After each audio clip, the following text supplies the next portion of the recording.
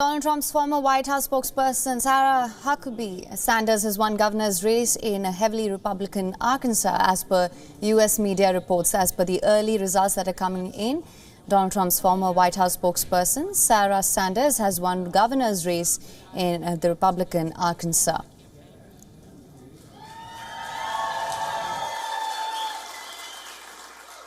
One of the other things I love about Arkansas, we have the most beautiful state in the country.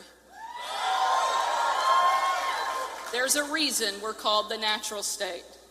You haven't lived until you have seen a sunrise in flooded green timber just before the ducks come in. We had the chance to do that, float the buffalo with our entire team, and we only broke one canoe in half. We won't name names. We had the opportunity to race a cardboard boat in Greer's Ferry. We had the chance to walk in the Pink Tomato Festival in absolutely torrential downpour. I'd like to apologize once again to my campaign staff who were all wearing white t-shirts, but I'm pretty sure we're going to win Warren. I also had the chance to take my kids on this journey, for them to see Arkansas, frankly, in the way that I did growing up. And it has been amazing to watch them see some of these things for the first time. We got to watch George, our youngest, win the Hope Watermelon Festival contest. Way to go, George. We got to watch Scarlett grow up and become the most amazing big sister to her two brothers. We are so proud of you. And just this week, our son Huck was elected mayor in his elementary school.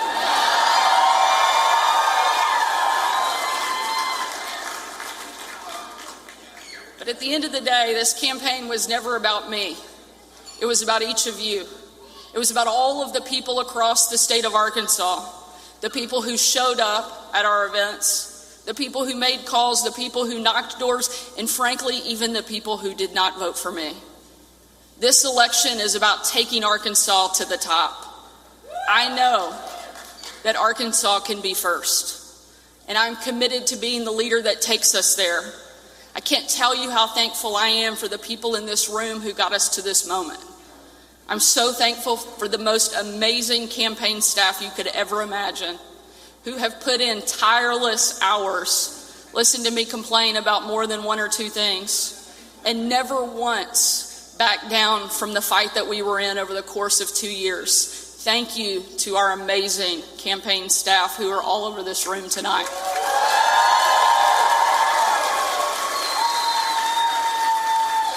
I also want to thank my family, all who are back here, who have suffered through so many events, so many speeches, and my poor kids who have missed their mom and provided a content for most of those speeches. I could not ask for a better group of people to stand by my side and be part of every minute of this journey. To my parents who have supported me no matter what I was doing, my brothers, my sister-in-law, my in-laws who welcomed me into their family as if I was one of their own, to each of my kids, most importantly to my husband, who has been the rock for our family, not just over the course of these 2 years, but frankly, over the course of nearly 13 years of marriage. Brian, I am so grateful for you.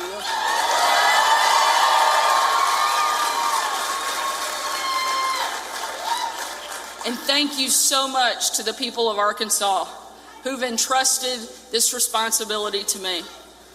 I will be forever grateful to each of you, and I promise I won't let you down.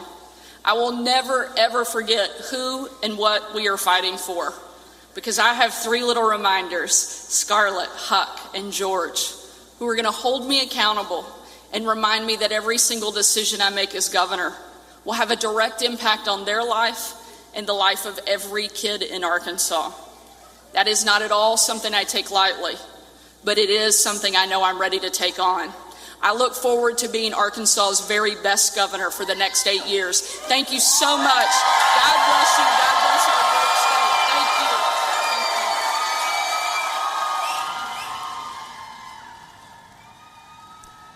Donald Trump's former White House spokesperson, Sarah Sanders, has won the governor's race in the heavily Republican Arkansas. As per the early results that have come in, Arkansas voters, they've chosen former White House press secretary Sarah Sanders as their next governor. Sarah becomes the first woman elected to lead the solidly Republican state.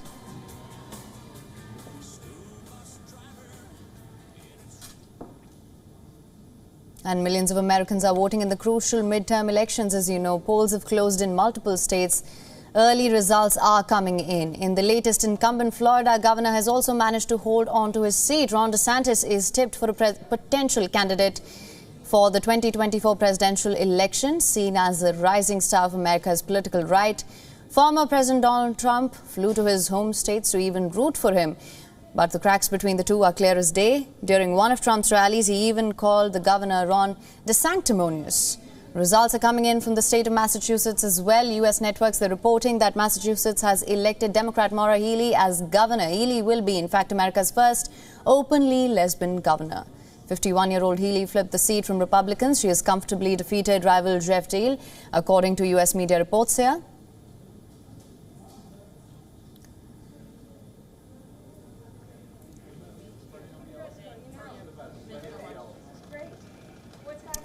Now, for more on this, we're being joined by Stephen Golub. Thank you so much from California. My first question to you, Mr. Golub. Incumbent Florida governor has managed to hold on to the seat. Massachusetts elected Maura Healey, as I mentioned. Also, we heard the news about Sarah Sanders as governor. How do you assess the momentum here, and how do the Democrats and Republicans have campaigned, in your opinion, to energize the voters in these midterms? Thanks for having me. DeSantis is the most significant victory, not because his victory was in doubt. Most observers seem sure he was going to win, but this is, as you pointed out, a potential presidential candidate, and maybe even his stature is even greater than that, in the sense that he's seen as Donald Trump's greatest rival for the Republican nomination right now. Now, that being said, and there is tension between the two, with Trump calling him desanctimonious. Not the worst of Trump's insults, but an insult nevertheless. Having said that, it's expected that Trump will announce for president in the coming week or so.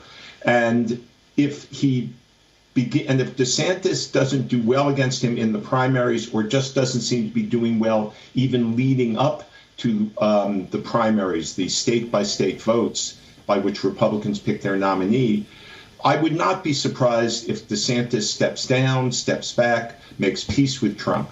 As for more general trends, it's, the biggest one really, in terms of the party's preparation, is the Democrats, even though Joe Biden has had, in most respects, a very good track record in terms of passing legislation, the most in 50 years by a president, in terms of dealing with a foreign policy crisis, the Ukraine-Russia war, or Russia's invasion of Ukraine, I should say.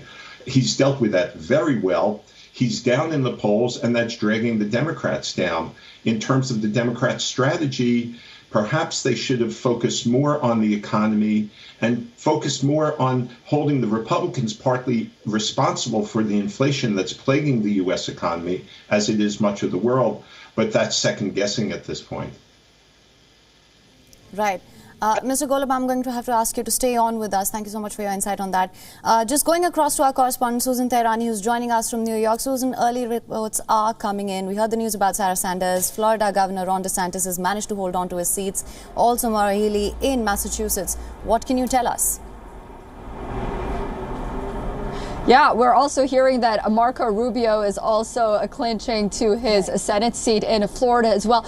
We talk a lot about Ron DeSantis in Florida and this governor's race. He really is a rising star. But we also need to take into consideration with Marco Rubio also being a Republican and clinching that seat. At one point, Miami-Dade County, Florida, was really a Democrat stronghold. Florida was at one point considered to be a purple state, believe it or not. And right now, that is hardly the case, despite the fact that we saw high high-profile Democrats really going to Florida and campaigning over there. Floridians have turned red, and we really are seeing that kind of change in a state like Florida very early on in the night during the midterms. So I thought that was extremely significant.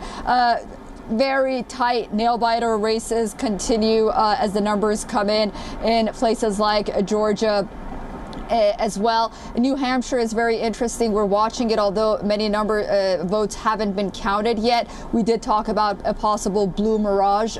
We might be looking at that in New Hampshire right now.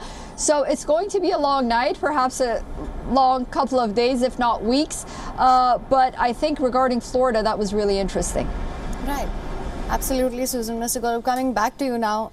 The swing of the states still very hard to predict, of course. Inflation and abortion rights, however, they've come on top as major voter concerns. How do you see this impacting the results going forward? It seems as though, based on polling, not just the election results, which you correctly point out, it's too hard to tell, that inflation has been the biggest issue. And the economy generally on people's minds. Abortion is, of course, a significant issue. There was a Supreme Court decision that eliminated the reality that a woman could try to get an abortion in any state. It permitted states to ban abortion, and a number of them have. There's one other issue hanging over the election, though, that I don't think affected many voters' votes, but is really significant for the future of U.S. democracy, which is that the majority of Republican candidates running for Congress, that is Senate and House, and for statewide offices across the country are what we call election deniers. That is people who denied that President Biden won the 2020 election. And that's really significant for the for the future of democracy in the U.S., as is the fact that many people being elected, Republicans being elected, who will be elected on a statewide level in this year, may have a very big hand in determining what votes are counted, what votes are discounted in the 2024 presidential race. So that's a real sword of Damocles, if you will, hanging over the heads of democracy, the head of democracy in the U.S. I'm not saying that it's the end of democracy yet, but it's something very, very dangerous. Right, absolutely. Now, we also heard early reports emerging of issues with electronic voting machines. Do you think this could further fuel theories of election rigging and could turn into a highly politicized issue?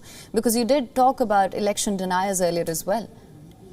No doubt at all. I want to emphasize, though, that these scattered stories are really based on little technical glitches when you have 50 different states, each organizing their own elections in effect. It's not like India, I believe, or most countries where there's a national election commission, and the elections are pretty consistently run across a whole nation. In the U.S., where you have 50 states and many localities administering elections, all sorts of different systems in place, there will be glitches. There have been several glitches.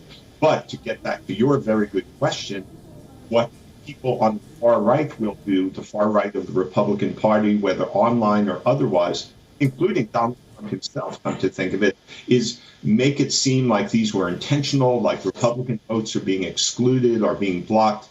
That really isn't the case. All of these charges of electoral fraud in the past have been proven wrong.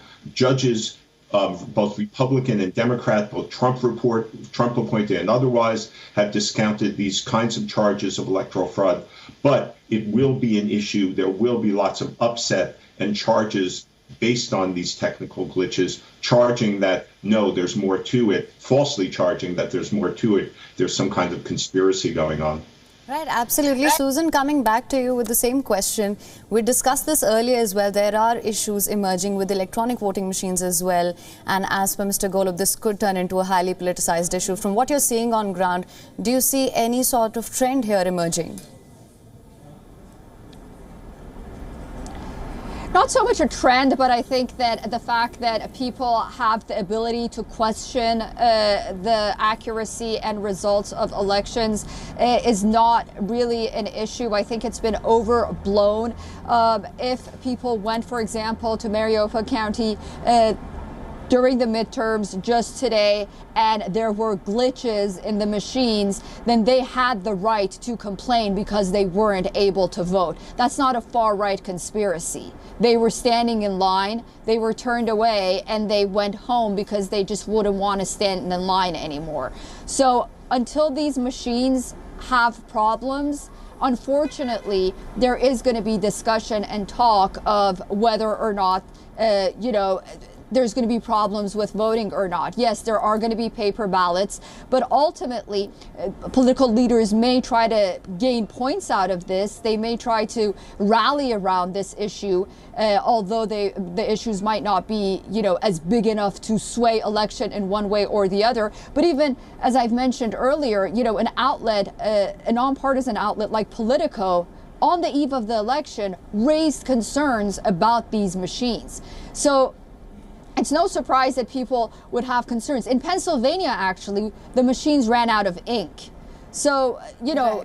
Whether or not they're widespread or not, this problem needs to be resolved. And if people are questioning it, to ultimately call all of them far-right conspiracy theories, that really alienates a large population of the American society. Right. And that really, again, they feel left out. So they have to have the ability to question it, but these machines really also have to, at the end of the day, resolve their problems. Right, absolutely. Susan, you raised a very important point there. Mr. Golub, coming back to you now, we've heard from a lot of voters that they feel upset that somewhere the campaigns have failed to address day-to-day issues such as the cost of living, inflation. What do you think about this? Well, just very briefly to reply to Susan and her excellent reporting, I think no one's questioning that there have been actual glitches or that people can be legitimately annoyed and inconvenienced by this. But we've had 2 years of Donald Trump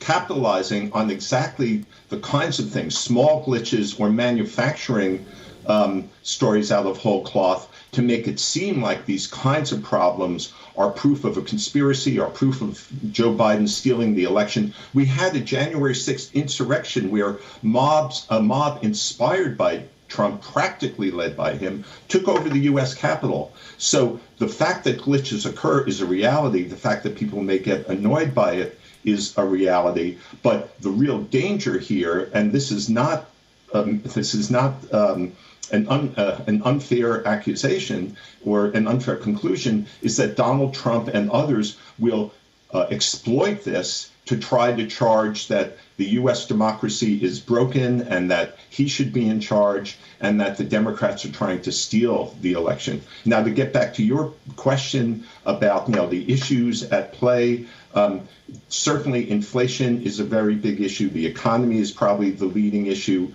that people are concerned about. And the Republicans exploited that well in terms of placing responsibility on President Biden, even though to some extent, in some ways, such as a huge tax cut they passed under Donald Trump, they're responsible for certain inflation exacerbating steps. And some of it is what's going on across the world and not just in the U.S. Right, absolutely. Mr. Golub and Susan, thank you to the both of you for joining us on this broadcast. You both have made some very important points here. Thank you. Thank you. WION is now available in your country. Download the app now. Get all the news on the move.